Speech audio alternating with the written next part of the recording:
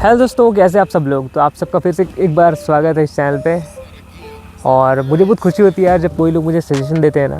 तो सबसे पहले मैं कहना चाहूँगा आप मेरे चैनल को सब्सक्राइब कर लो, क्योंकि मैं बाद में बोलता हूँ या बोलता ही नहीं हूँ तो लोग सब्सक्राइब नहीं करते। तो मैं कहना चाहूँगा सब्सक्राइब कर लो ताकि और नोटिफिकेशन आएंगे। तो आज हम लोग बात करेंगे लो आरपीएम के बारे में। एक मिथ बस्टिंग वीडियो होगा ये। और मैं पहले ये सोचता था, बहुत सारे लोग अभी भी ये सोचते हैं कि हम लोग अगर अपनी गाड़ी को लोअर आरपीएम में चलाएंगे तो गाड़ी बहुत बढ़िया माइलेज देगी ना। तो इसके बारे में मैं कुछ मिथ बस्टिंग करने वाला हूँ और बहुत इंटरेस्टिंग टॉपिक है और आप लोग भी बहुत ज़्यादा नॉलेज से ले पाओगे। मिथ बस्टिंग ये है कि आप तो सोच रहे हैं कि आप माइलेज निकाल रहे हैं। भाई लोग, हमें से बहुत सारे लोग ये सोचते हैं कि lower RPM is equal to better mileage. पर मैं आपको आज ये बताऊँगा कि ये आदत आपकी गाड़ी को धीरे धीरे मार रही है। तो आपके दिमाग में बहुत ज़्यादा आश्चर्य होगा। वीडियो को ज़रूर अंत तक देखना, वरना आपका गाड़ी का इंजन बोलेगा कि मुझे क्यों तोड़ा। एक्चुअली में लोअर आरपीएम क्या होता है? लोअर आरपीएम ये होता है जब आपकी गाड़ी गियर पे हो। लोअर आरपीएम मतलब आपकी गाड़ी को ज़्यादा मेहनत करनी पड़ रही हो। अब मैं आपको बताता हूँ लोअर आरपीएम में चलाने के क्या क्या नुकसान हो सकते हैं।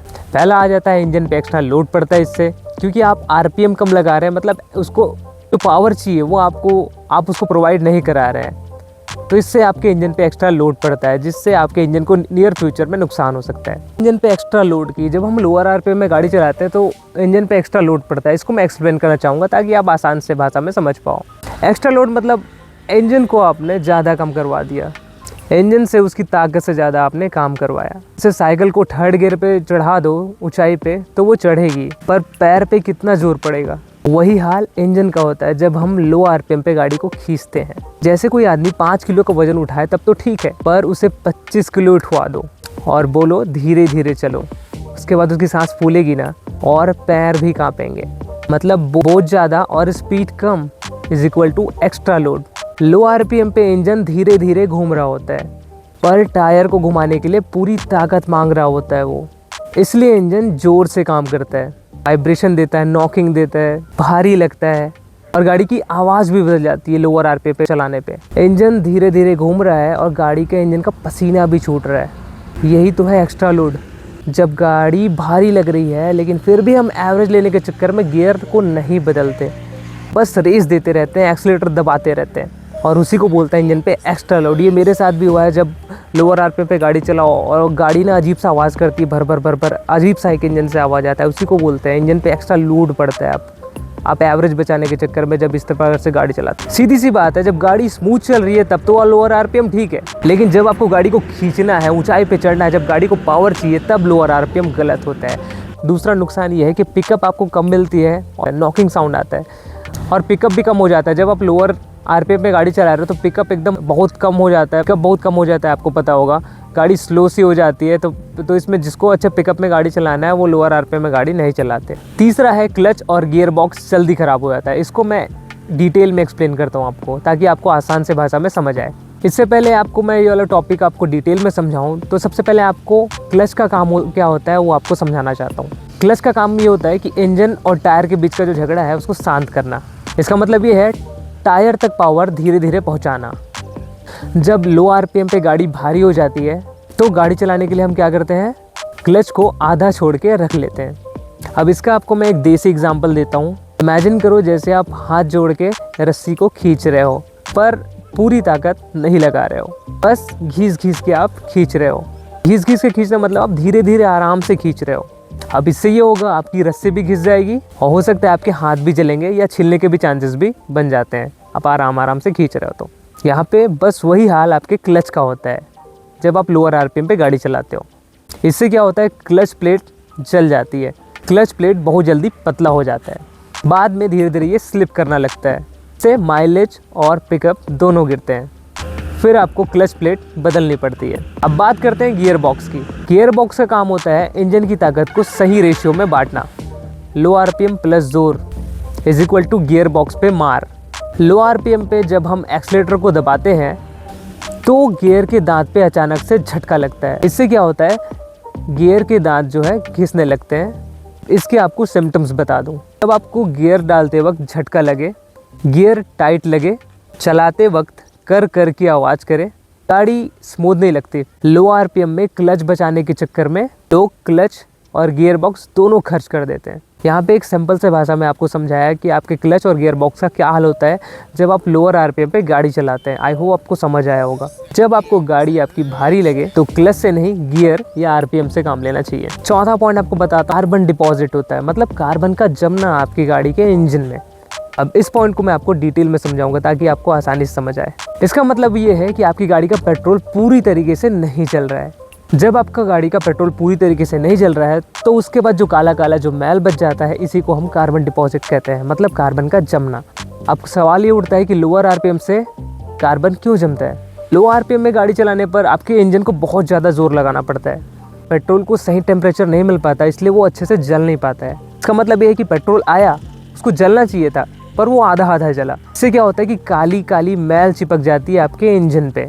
इसका आपको मैं एक देसी एग्जांपल बताता हूँ। जैसे चाय बनाते वक्त अगर गैस की स्टोव को आप बहुत स्लो रखो तो आप देखोगे कि दूध नीचे चिपक सा जाता है। बस वैसे ही इंजन के अंदर पेट्रोल चिपक जाता है लोअर आरपीएम के कारण, और इसी को हम कार्बन डिपॉजिट कहते हैं। अब बात ये उठती है कि कार्बन डिपॉजिट से होता क्या है। इससे क्या होता है कि आपका इंजन धीरे धीरे भारी होने लगता है, पिकअप भी कम हो जाता है, लॉन्ग टर्म में माइलेज भी गिर जाता है। फिर सर्विस वाले बोलते हैं कि सर क्लीनिंग करनी पड़ेगी। हम सब माइलेज बचाने के चक्कर में इंजन के अंदर मैल जमा कर बैठते हैं। इसका मतलब ये है कि कभी कभी आरपीएम को थोड़ा ऊपर चलाना पड़ता है, सही आरपीएम में गाड़ी चलाना पड़ता है। ज़्यादा आरपीएम पे गाड़ी चलाओगे, इसका मतलब ये है कि पेट्रोल सही तरीके से जलेगी और कार्बन डिपॉजिट नहीं होगा। और गाड़ी को रोज़ रोज़ लो आरपीएम पे घसीटोगे तो आपका इंजन भी बोलेगा भाई थोड़ा सांस तो लेने दे।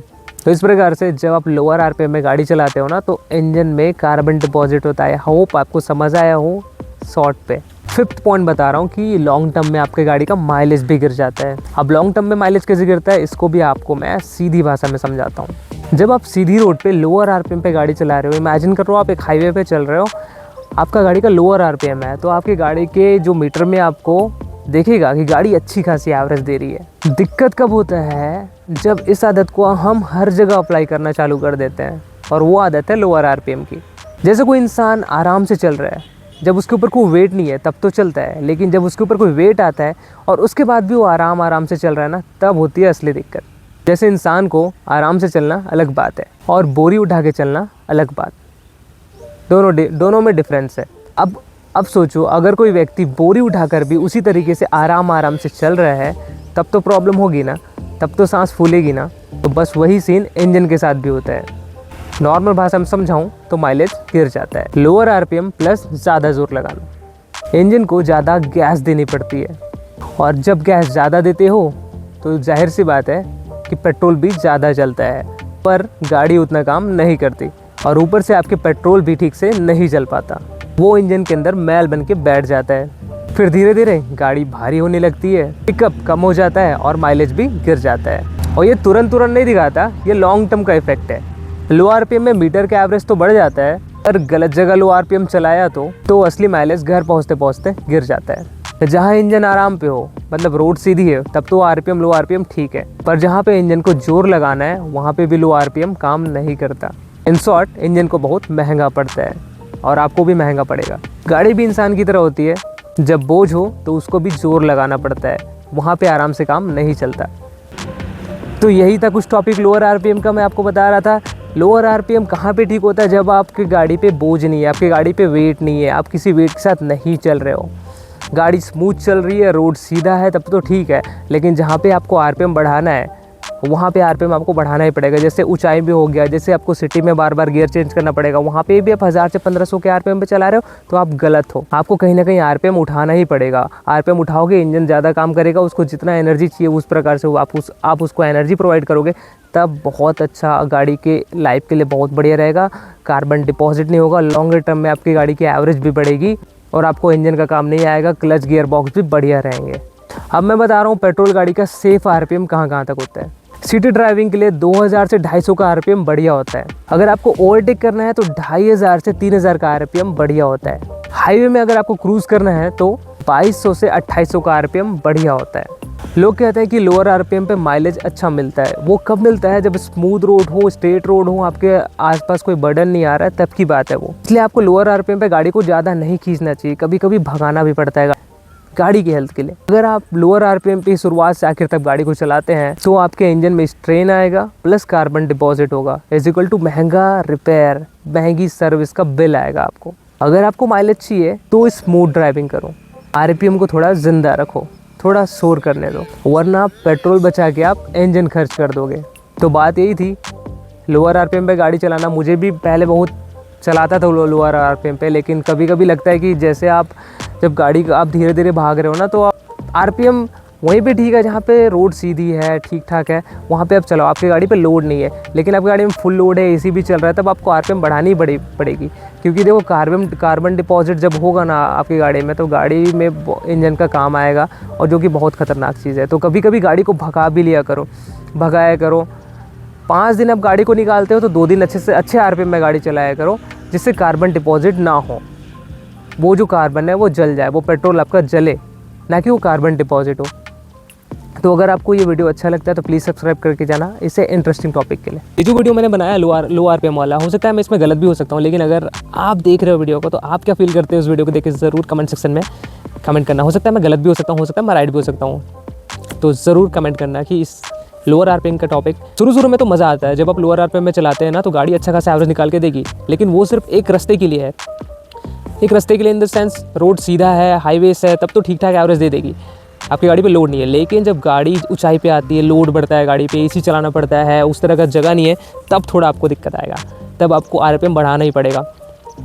जैसे होता नहीं है, जैसे आप खाना खा लेते हो और काम नहीं करते, दिन भर सोए रहते हो, वही लोअर आरपीएम है, तो आपका खाना पचेगा नहीं, आपको कब्ज़ होने लगेगी। तो बात वहीं पे आता है, जैसे आपको गाड़ी आप पेट्रोल डलवाते हो तो आपको आरपीएम बढ़ाना पड़ेगा, इंजन को ज़्यादा काम करवाना पड़ेगा, इससे इंजन में कार्बन डिपॉजिट नहीं आएगा। इससे ये होगा माइलेज तो आपको नहीं मिलेगी, लेकिन आपकी गाड़ी में हेल्थ वाली प्रॉब्लम भी नहीं आएगी। मतलब उसका इंजन सेफ़ रहेगा, बहुत सारी चीज़ सेफ़ रहेगी। जैसे हम खाते पीते हैं और ज़्यादा काम नहीं करते, घर में पड़े रहते हैं, टीवी देखते हैं, मोबाइल देखते हैं ना, तो वो एक इंजन का एक सेफ जोन होता है। तो सेफ जोन से निकलना, कंफर्ट जोन से बाहर निकलना बहुत ज़रूरी है। गाड़ी को भी आप कंफर्ट जोन से थोड़ा बाहर निकालो, ताकि आपकी गाड़ी का इंजन लाइफ अच्छा हो। और बहुत सारी चीज़ें इस चीज़ से जुड़ी होती है, जैसे क्लच हो गया, गियर बॉक्स हो गया। इससे क्या होगा, आपकी गाड़ी का हेल्थ इंप्रूव होगा।